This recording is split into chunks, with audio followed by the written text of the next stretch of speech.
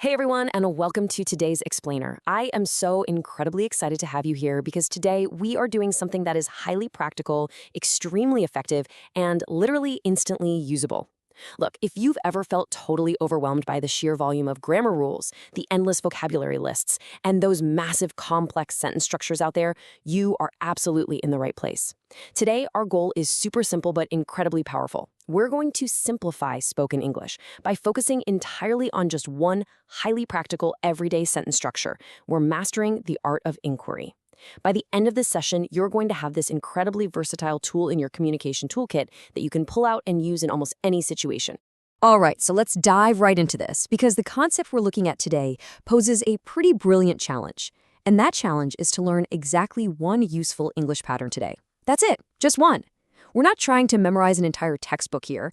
Instead, we are taking a single foundational structure that native speakers use constantly, and we're going to see how it can massively, and I mean massively, boost your fluency.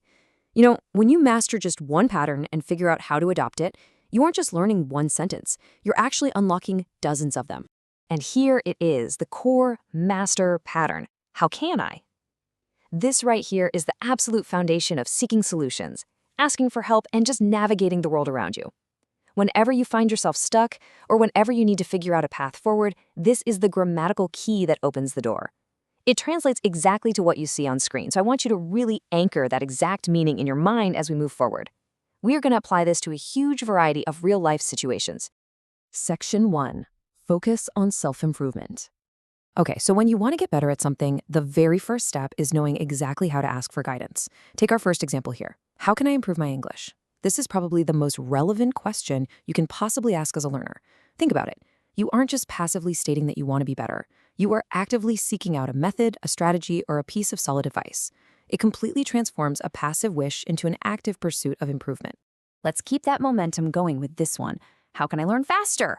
We all want to be efficient, right? I mean, time is precious. By using our master pattern here, you're essentially acting as your own personal, most encouraging language coach, asking for techniques to speed up your progress.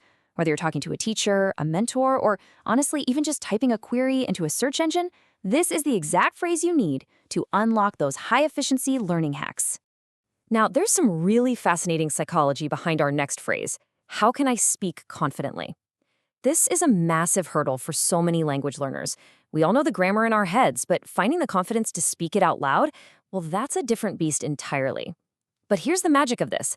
By actually stepping up and applying this exact sentence in real life, by literally asking someone this question out loud, you are actively building the very confidence you're asking about.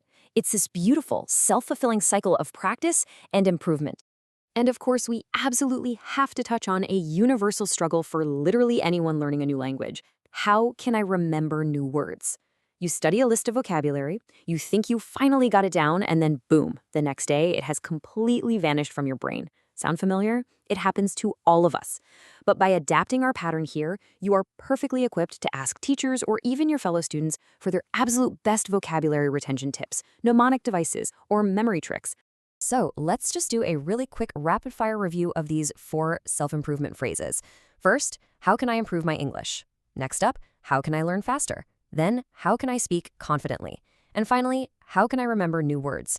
I'm actually pausing strategically here so you can mentally practice these translations in your head. Try to visualize the structure. Feel just how empowering it is to have these specific questions locked, loaded, and ready to go in your mind. Moving right along to Section 2. Solving everyday problems. We're shifting our focus now from internal self-improvement to external logistics because, let's face it, life is full of little roadblocks. For example, how can I get there? This single sentence is an absolute lifesaver.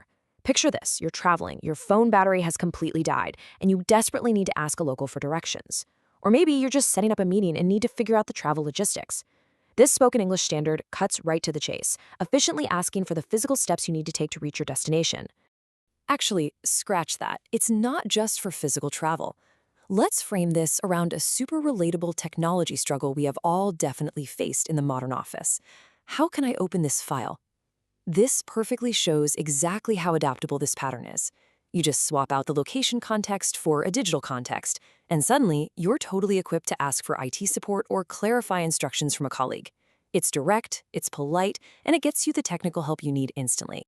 And that brings us to the ultimate universal tool for troubleshooting just about any general issue. How can I fix this problem? It literally doesn't matter if you're talking about a broken appliance, a weird scheduling conflict, or a misunderstanding with a close friend. By asking this, you are stepping right into a collaborative, problem-solving mindset. You aren't just sitting there complaining about the problem. You are actively seeking out the solution. Let's quickly recap these 3 problem-solving sentences. I really want you to lock these highly practical tools into your memory. How can I get there? How can I open this file? And how can I fix this problem? By keeping these in your back pocket, you are ensuring that a minor logistical hiccup never, ever leaves you speechless or stranded. You're always prepared to find a way forward. Section 3. Connecting with others. At its core, asking how can I is fundamentally about human connection. It's about reaching out, offering assistance, and really bridging the gap between yourself and the people around you. And perhaps the single most important phrase of all is, how can I help you? This is easily one of the most common, polite, and absolutely essential everyday interpersonal phrases you will ever learn.